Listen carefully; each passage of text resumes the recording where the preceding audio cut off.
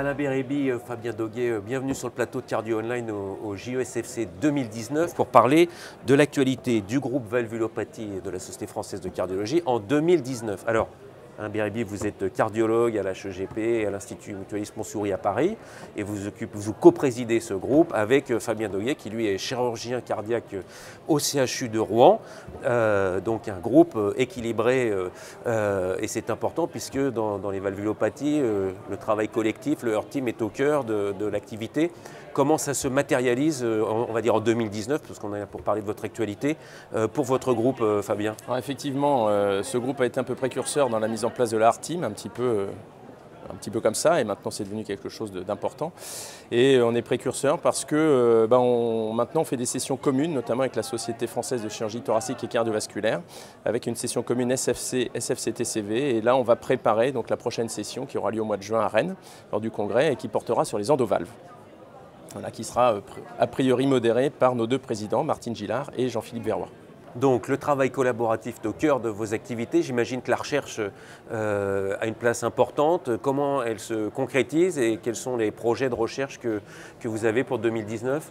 Alors tout d'abord, la recherche, ça se matérialise par la création depuis l'année dernière d'un prix de thèse du groupe Valvulopathie, Pierre-Louis Michel, qui a bénéficié cette année, dont la candidate lauréate est le docteur Anastasia Sokolov. Elle recevra ce soir le prix de thèse du groupe Valvulopathie sur un travail extrêmement intéressant consacré au TAVI, au suivi à long terme des TAVI.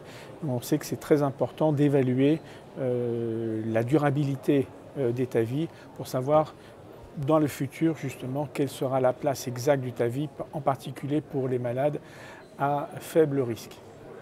Alors, les autres activités de recherche sont du domaine des PHRC. On accompagne, on reçoit les différents auteurs de ces PHRC pour présenter leurs projets au groupe.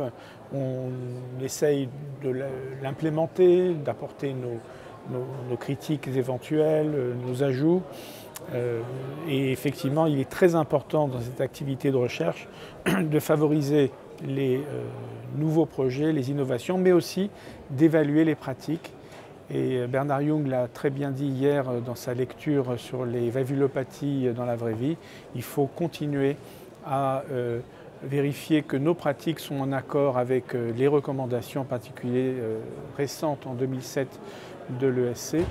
Et on a des progrès, les données de l'Euroheart Survey 2 vont en ce sens, en particulier justement dans la prise en charge du rétrécissement aortique.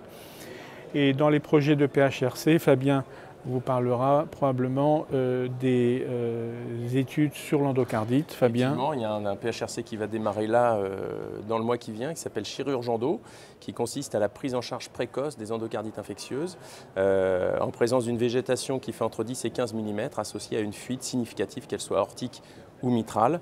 Et donc la prise en charge précoce, c'est dans les 72 heures et on va comparer ça à une prise en charge plus conventionnelle, comme reconnue par les guidelines. Et on va voir s'il faut prendre en charge précocement ces patients atteints d'endocardite infectieuse. Donc c'est un PHRC national qui va démarrer là dans tout début de l'année, donc c'est l'actualité chaude.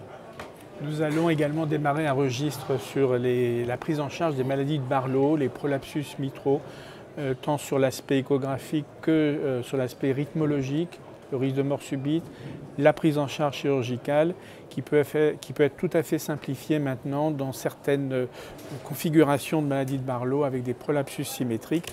Et là aussi, c'est une expérience qu'on essaye d'élargir et d'évaluer au niveau national, soutenue par le groupe. Merci et très bonne année 2019 au groupe Valvulopathie de la Société française de cardiologie. Merci à vous. Merci.